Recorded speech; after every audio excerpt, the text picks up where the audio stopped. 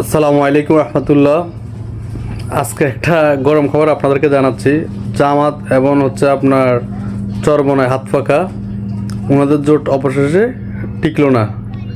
ওনাদের জোট নিয়ে অনেক দিন আসন বাগাবাগি নিয়ে আসলে ওনাদের অনেক সমস্যা হয়েছে। আজকে ফাইনাল ডিসিশন হয়ে গেছে, তাদের জোটটি আসলে আর টিকতে পারলো না। আমাদের দেশে ইসলামিক যে কয়টা দল আছে, ওই কয়টা দল যদি একসাথে টিকে থাকতে পারতো, তাহলে হয়তো তারা ক্ষমতা আসতে পারতো। জামাত তো আসলে অনলাইনে অনেক পারদর্শী। অনলাইনে তারা দেশের প্রধানমন্ত্রী হয়ে গেছে, অনেক কিছু হয়ে গেছে, কিন্তু কথা হচ্ছে তারা ইসলামিক দলগুলো তো একসাথে হতে পারতেছে না। যদি তারা একসাথে থাকতে পারতো, তারা দেশটাকে উন্নত করতে পারতো, কিন্তু তারা তো একসাথে হতে পারে না। কয়টা আসনের জন্য জামায়াতের সাথে আপনার চরমনায় হাত পাকার সাথে আসন ভাগাভাগি নিয়ে তাদের যে জোটটি হয়েছে সেটা কিছুক্ষণ আগে ভেঙে গেছে। তো আসলে আমরা মুসলমানের দেশ যে হিসাবে আপনার থাকার কথা, সেই হিসাবে নাই। জামাত আসলে ইসলামী দল দাবি করে, তারা কিন্তু ইসলামী দল না। তারা ইসলামের নামে একটি দল তৈরি করছে, ঠিক আছে। জামাতের কালচার খারাপ সেটা আমি বলিনি, জামাতও ভালো।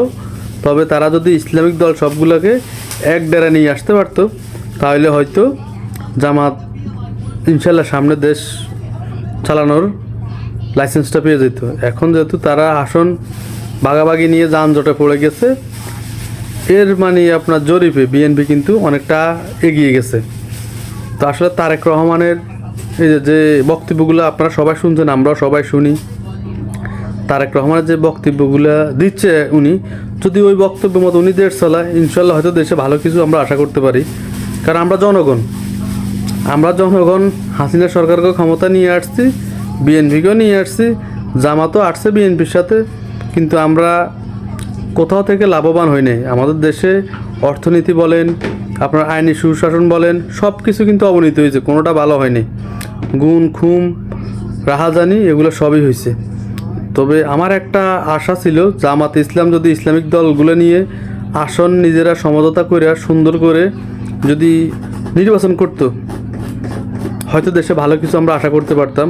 কারণ জামাতের যে প্রার্থীগুলো সবাই মোটামুটি ভালো মানের নেতা, এবং শুধু নেতা বলে জামাতের যে প্রার্থীগুলো দাঁড়িয়েছে ওরা আসলে কেউ গরিব বা ফকির তেমন কিছু না। ওনারা অনেক বড় মাপের নেতা কর্মী, ওনারা সবাই ডাক্তার। তো আসলে আমরা জামাত ইসলাম থেকে এটা আশা করি নাই, এবং চরমনায় হুজুর থেকেও এটা আশা করি নাই। ওনারা লাস্ট পর্যন্ত আসলে জনগণকে একটা ধোঁকা দিয়ে ওনারা চলে গেছে। ওনারা তো ইসলাম নিজেরাই নিজেদের ভিতরে মেনটেন করতে পারে না, ওনারা জনগণকে কি আর করবে সেটা আমরা বুঝে গেছি। হয়তো ওনাদের এই জোট ভাঙার কারণে আপনার বিএনপি অনেকটা এগিয়ে গেছে, এটা আমার কথা। আপনারা কি বলতে চান কমেন্টে জানা যাবেন সবাই। আসসালামু আলাইকুম। আগামীকাল আবারও দেখা হবে যে কোনো নতুন ভিডিও নিয়ে, ইনশাআল্লাহ। সবাই পাশে থাকবেন, আমার চ্যানেলটি সাবস্ক্রাইব করবেন, লাইক কমেন্ট করে শেয়ার করে সবাইকে আমার ভিডিওটি দেখার সুযোগ করে দিবেন। আপনাদের জন্য ভালোবাসা, দোয়া ও শুভকামনা রইল। আপনারা সবাই আমার জন্য দোয়া করেন।